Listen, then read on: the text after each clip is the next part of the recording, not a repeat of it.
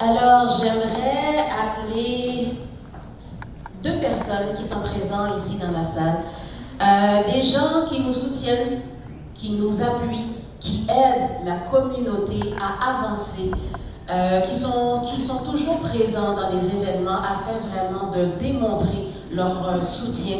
J'aimerais commencer par appeler la députée de Bourassa Sauvé, Parti libéral du Québec, Madame Madoua Nikakadet. Une bonne applaudissement.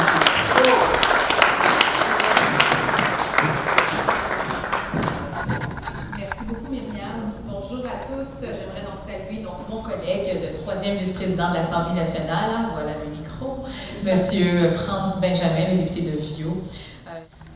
Moi, je n'ai pas le plaisir d'être porte-parole libérale en matière de santé, mais je suis porte-parole libérale en matière d'emploi et de travail, notamment, et aussi en ce moment en matière d'éducation. Et depuis que j'ai le plaisir de porter ces dossiers, ce que je constate, oui, dans le secteur de la santé, mais dans bon nombre de dossiers, c'est à quel point le témoignage de M. Prochette n'est pas unique, et je vous ai vu hocher de la tête et abonder dans le même sens et sentir que vos expériences étaient similaires.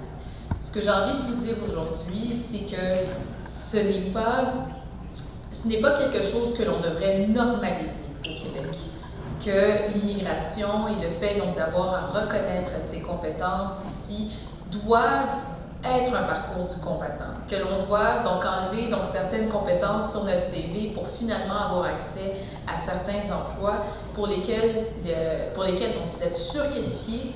Ce n'est pas quelque chose que l'on devrait normaliser.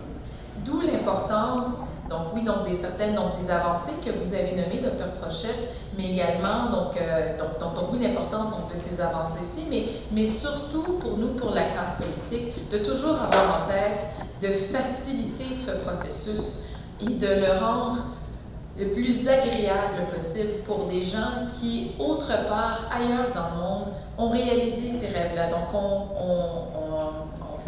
réalisé leur parcours, ont étudié, sont devenus des professionnels, et ces compétences-ci donc méritent une reconnaissance tout à fait équivalente à ce qu'on devrait retrouver ici au Québec.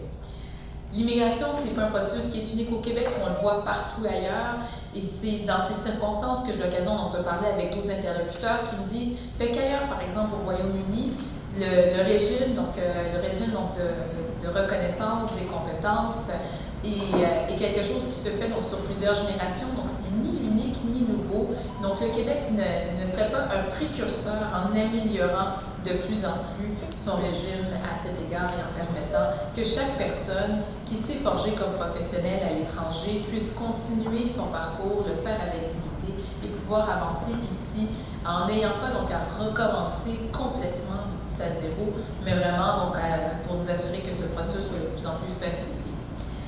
Vous en avez sûrement entendu parler au cours des derniers mois, au cours des dernières années, la fameuse pénurie de main-d'œuvre. Vous en avez entendu parler.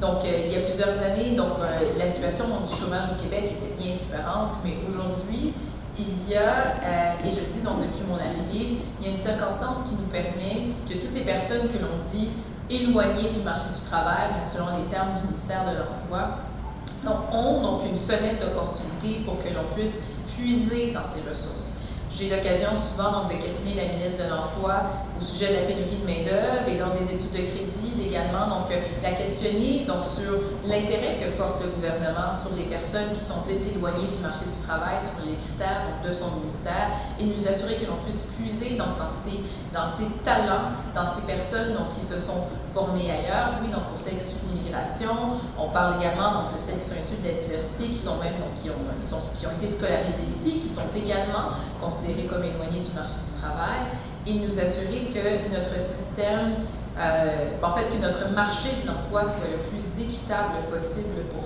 tous. Le fait que notre marché de l'emploi doit être le plus équitable possible pour tous, mais je pense que c'est une promesse qui est digne de la promesse québécoise et qui est digne du rêve québécois que vous avez décidé de réaliser en vous établissant ici.